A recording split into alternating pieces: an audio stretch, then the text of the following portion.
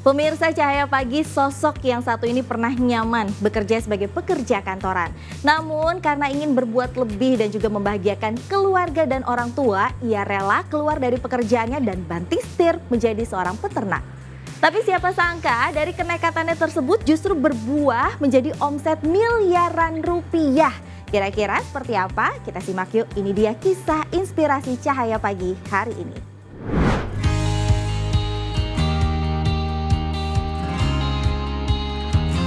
Pria bernama Abdul Latif ini cuek saja saat banyak orang membuli dirinya yang membuka peternakan di tengah kota karena dianggap bau dan kotor. Memang, pria yang akrab disapa Bang Latif ini membuka peternakan sapi di tengah ibu kota, tepatnya di kawasan Petukangan, Jakarta Selatan. Namun pria lulusan Universitas Indonesia ini membuktikan dirinya bisa sukses. Dan alhamdulillah, kini ia punya peternakan sapi terbesar di Jakarta dengan omset miliaran rupiah. Buah manis yang diraih Abdul Latif saat ini bukanlah kebetulan atau karena faktor warisan orang tua. Karena memang pria berusia 73 tahun ini bukan terlahir dari keluarga kaya. Saya terbangun dari keluarga yang biasa saja, dari keluarga yang sederhana. Orang tua saya adalah seorang pedagang ayam di Grogol, di pasar Grogol. Ibu saya hanya sebuah orang ibu rumah tangga yang tidak lulus SD. Jadi saya keluarga kurang lebih ada sekitar 6 orang, di mana harus membiayai 6 orang anaknya. Nah, pada saat itu wajar kita dengan keterbatasan biaya, dengan keterbatasan lain-lain harus menyekolahkan anak, dan disitulah motivasi saya.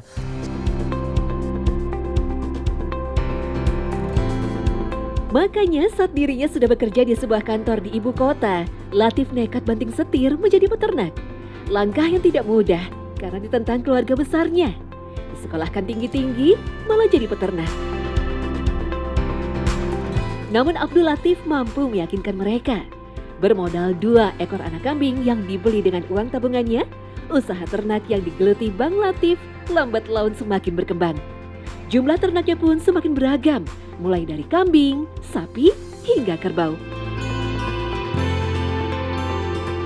Namun, di tengah perjalanan kesuksesan yang diraihnya ini, Abdul Latif mulai merasakan berbagai cobaan. Para tetangganya mulai merasa keberatan dengan keberadaan kandang ternak miliknya, karena dinilai mengganggu masyarakat sekitar. Cobaan demi cobaan pun silih berganti dan terus menghampiri. Puluhan ternak yang dipeliharanya banyak yang terserang penyakit, bahkan beberapa sapi miliknya banyak yang mati. Hingga menyebabkan kerugian besar, bahkan nyaris bangkrut. Jadi kalau dibilang dulu apakah sempat di titik tengah perjalanan itu pasti ada titik drop kita. Gitu. Kenapa saya ada di titik ini, kenapa saya sudah habis-habisan dan lain-lain. Tetapi kebangkitan itu datang ketika kita ada solusi-solusinya. Nah, itulah yang ingin memberikan inspirasi ke teman-teman semuanya, bahwa jangan pernah putus asa gitu. Bangkit dari keterpurukan, insya Allah semuanya ada solusinya. Namun Bang Latif masih beruntung, ada sang istri yang selalu setia mendampinginya. Material doa selalu, semangat selalu, dan ya kalau titik down mungkin kita sampai mungkin secara ekonomi, secara keuangan ya hampir bingung juga ya. Usaha itu kan butuh modal yang besar ya, bukan usaha istilahnya kecil gitu ya.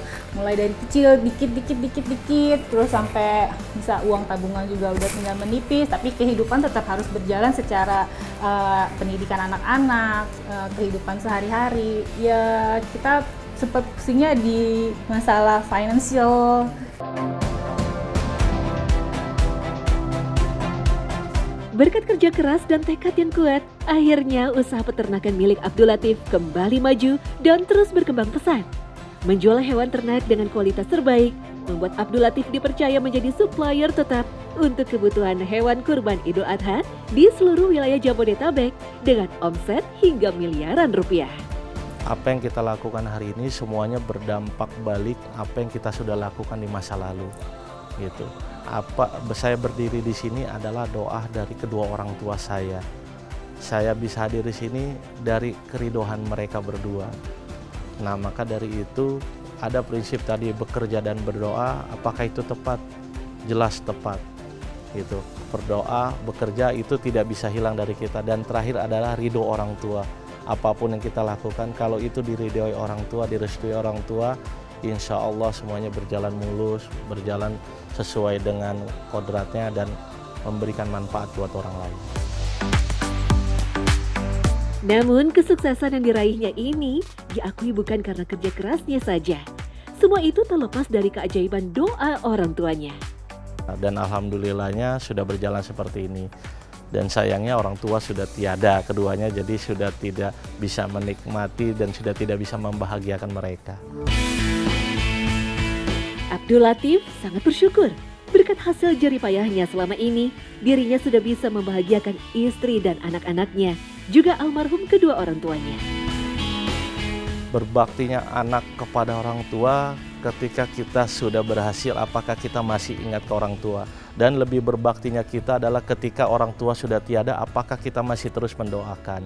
Ini yang akhirnya nilai-nilai ini yang diberikan orang tua terhadap saya secara pribadi dan keluarga saya semuanya.